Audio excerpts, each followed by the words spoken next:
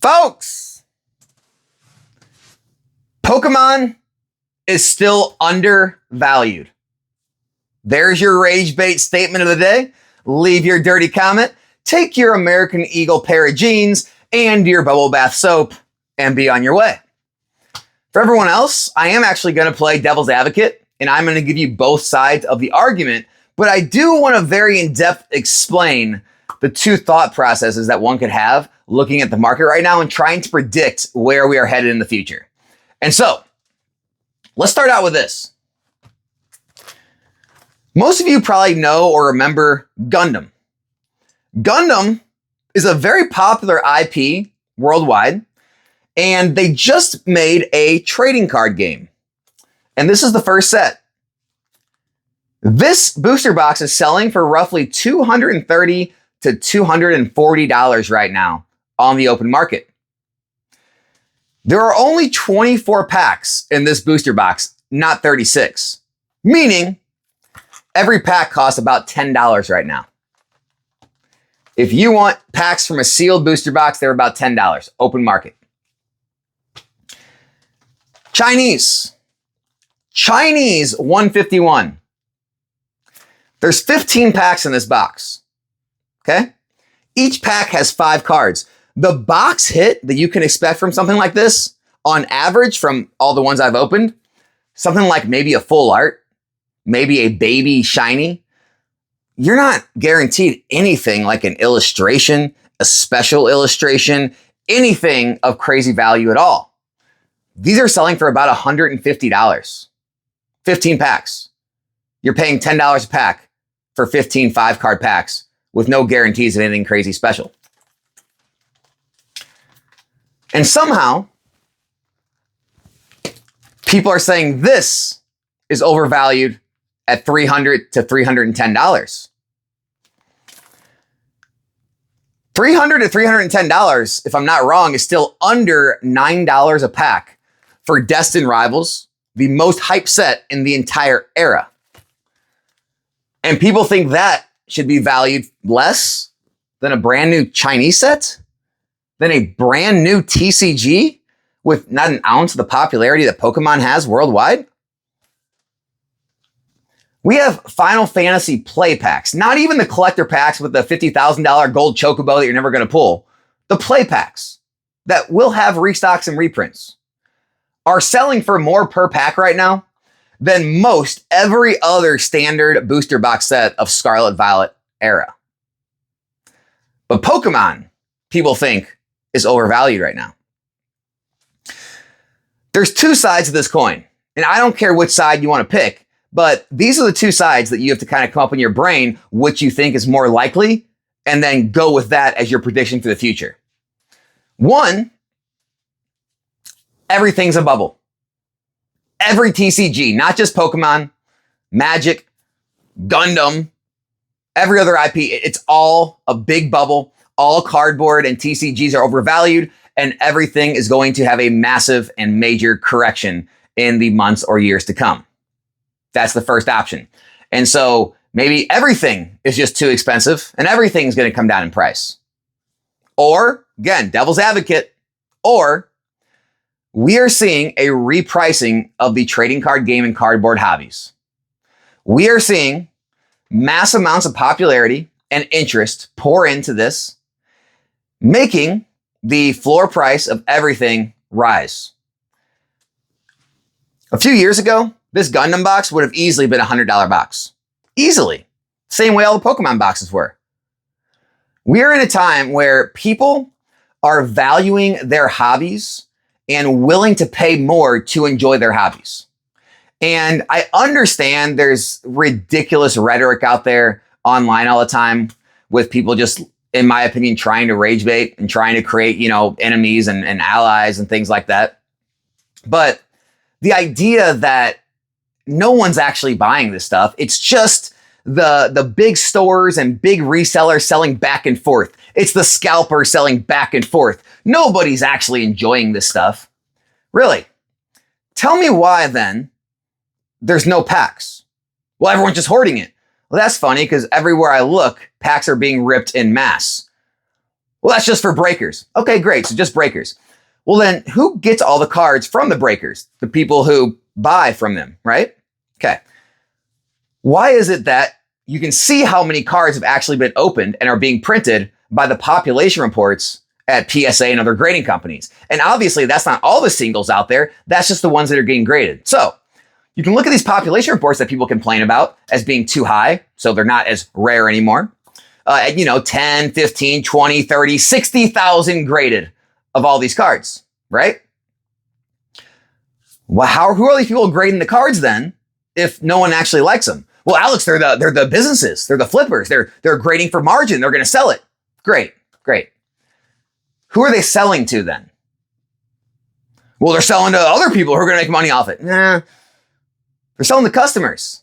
Because if they were selling to other people that were going to make money on it, tell me why most of the graded cards out there, especially PSA 10s, have less than 1 or 2% of their entire population ever listed on the market at any given time. Go look up the Umbreon VMAX. There's less than 1% of the total population PSA 10s on the market at pretty much any given time. Why is that? Care to venture a guess? Could it be because the people buying them are holding onto them, dare I say, collecting them because they deem it worth the amount of money that they spent on it to have in their collections, and they deem the market price undervalued and not high enough returns or not high enough, amount of money to not have it in their collection? See, these are the things you got to start thinking about. You got to kind of follow it all the way to the end, because a lot of those arguments fall apart at the end that it's all just, scalpers and flippers and store owners and distributors and everyone's causing the problem. Eventually, there's an end customer. And the fact of the matter is that they're printing this much is being sold, this many cards are in population, meaning that much got ripped, and then only this much is making its way to the secondary market at the end? How could that be? The only explanation is people are actually holding on to cards. They're actually collecting. They're actually buying things without the intention of flipping immediately or selling for a profit at some point. They're just collecting a hobby they enjoy. And the more the hobby grows, right, the more people that actively find the hobby and have, new money that's being introduced to the market with only a limited amount of supply, the only course of action at that point is for prices to rise. You cannot introduce more demand with no new supply and think prices are going to remain stable. It doesn't happen. It's not how any market in the history of the world has ever worked. And so, fast forward to today with people talking about, the print runs are too low and they're not printing enough. How can somebody complain about having the highest population reports that we've ever had in these new modern sets, saying the cards aren't rare because the populations are in the 10s, 20s, 30,000s, but also say they're not printing enough? They don't go together. You can't have more singles and slabs than ever, but less product. You see what I'm saying? They are printing more. There is more out there. People are just burying their heads in the sand to the amount of demand and the amount of packs being ripped. I talked about it on YouTube a long time ago that the rip and ship culture is the X factor in the new market value. We've never once had this much supply being deleted from the market. And that is why you see prices rise at the most rapid rate you ever have, is because no matter how much is being printed, it's being ripped twice as fast. And obviously, investors are still a thing. A certain amount is getting put away in investments, right? Obviously, collectors are still a thing. A certain amount of people are getting, one of every box, putting on their shelves, things like that. And the fact of the matter is, when you take the whole wide world as a scope, and you see these queues on Pokemon Center, on Walmart, on all these different, GameStop, and you see people waiting in the hundreds of thousands and the millions, and then you say, wow, 20,000 population of a card doesn't sound that big anymore. Wow, these print runs of possibly, 1, 2, 3, 4, 500,000 booster boxes don't seem so big anymore. These giant pallets that people show in these giant warehouses when you actually start doing the math of how many packs are being ripped across all the platforms, not to mention in every card shop and every casual collector and everyone across the country and the world, those warehouses, those pallets even start to look a whole lot smaller. I had this realization when I started to stream, and I started to add up the amount of packs I was ripping per night, per week. And I remember I walked back where I had my product stored at the time in my basement, and I started to look at these massive positions that I believed that I had, right? I started to look at these shelves full of, 100 booster box cases. And I started to do the math, and I'm like, 100 cases, 6 boxes per case. So we've got 600 boxes. And then I started to multiply that by 36 packs. And I'm like, wow, it only takes me X amount of days to actually wipe out my entire shelf. And that's what really opens your eyes. Think about this, guys. There's a lot of streamers out there who will go through 500 to 1,000 packs in a night. Now think of an ETB case. There's 90 packs in an ETB case, okay? Stack that case up with 9 other cases, you have 10 cases of ETBs. It's only 900 packs. An entire 10 cases of prismatic ETBs, a large position by a lot of people's account, not the big whales, could be wiped out in a night. One night on one stream. Now you start putting that in perspective. You start looking at these pallets. You start looking at these warehouses. And then you start logging on Whatnot and Drip and Fanatics and eBay Live and YouTube and Twitch. And you start going down just maybe the top 5 or 10 streamers on every platform. And you're like, that warehouse is gone. Those pallets are gone. That card shop just got wiped out. And you really start to realize, wait a second, this isn't some big lie. It isn't a bunch of people hoarding all the product. It's being deleted. It's gone. And where is it going? It's going into collectors' hands. They're grading a good amount of it. It's making the pop reports higher than they've ever been. And then people just say, well, they need to print more. They already have. They are. They're printing more. It's not enough. It's just simply not enough.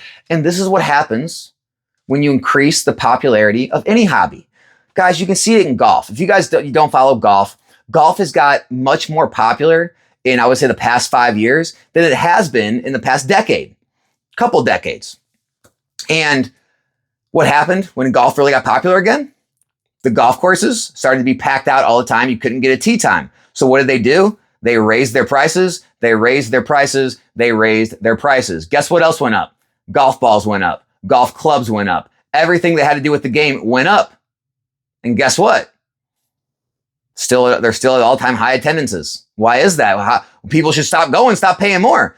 No, there's just too much demand still for the price point. Until you reach a price point where you don't have enough people wanting it anymore, that is the only time prices will level off and then start to fall, when sellers have to compete again because they no longer enough buyers for the amount of sellers. Right now, there are still way too many buyers for the amount of sellers. And sure, I understand, we can always do that. We can, ready for it? I'm ready. Here it comes. Print it into the ground. You can always chant the print into the ground thing. And sure, I'm sure if they really wanted to, they could do like a focus fire, big like ion cannon blast. And just like, we're going to just print nothing but this one set all year. We're going to let every other set go to the moon. We're going to focus every printing capacity on one set. Sure, I'm sure they could print it into the ground.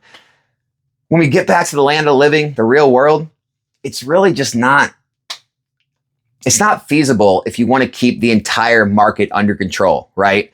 They have to worry about printing a little bit of everything to make sure nothing gets too out of control. And that's where we're at, guys. I mean, every week, people are talking about a Walmart drop, a Sam's Club drop, a GameStop drop. Every week, there's a new drop.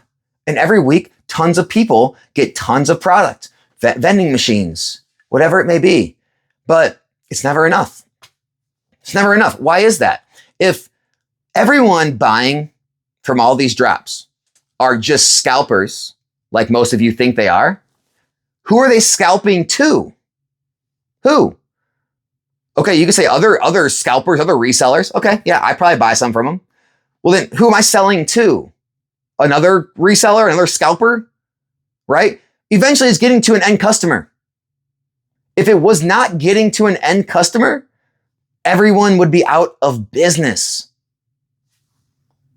And so the fact that it's not just Pokemon, the fact that it's Gundam, the fact that it's Magic the Gathering, the fact that other languages like Chinese and Pokemon are blowing up, it's not this one root issue with the Pokemon hobby. It's the fact that people are now willing to spend more on their hobbies. The floor has been risen and it's becoming more the norm. And so again, playing devil's advocate, you can either go with the fact that, hey, we're probably never going to have the old floor prices and there's going to be a new floor and things will just appreciate from there, or everything is in a bubble. Everything's going to have mass corrections at some point in months or years. And we will reset at the old lows once all the euphoria kind of winds down. Now, obviously, you guys know what camp I'm in. I mean, I would say I'm somewhere in the middle, but I definitely lean towards a new floor. I think we will have a higher floor. I don't think they'll always be $200 a box. I do think we'll have a higher floor, probably in the 130 to up to MSRP range on boxes would probably be the new floor. And I do believe that we've just reached a time where, you know, not just the fact that people are willing to spend more, but just inflation in general. Inflation's playing a role, guys, whether you like it or not. Inflation is going to help carry the price of the values of your cards and boxes up. I mean, everything gets more expensive. It gets more expensive to make the product. Distributors are going to make more money. It gets more expensive to grade the cards because the grading companies want more money. The actual raw materials cost more money, the plastic and everything. It gets more expensive to ship items. When you ship back and forth, fees go up on platforms. Fees go up on payment processing. Everything goes up, which obviously it's going to help raise the value of your items. Now, we can get in the argument later about, is it going to keep up with inflation? Is it still as good as other investments? I'm not here to discuss that today. I'm just here to tell you that I think these moves we're seeing are more normal than people are leading on.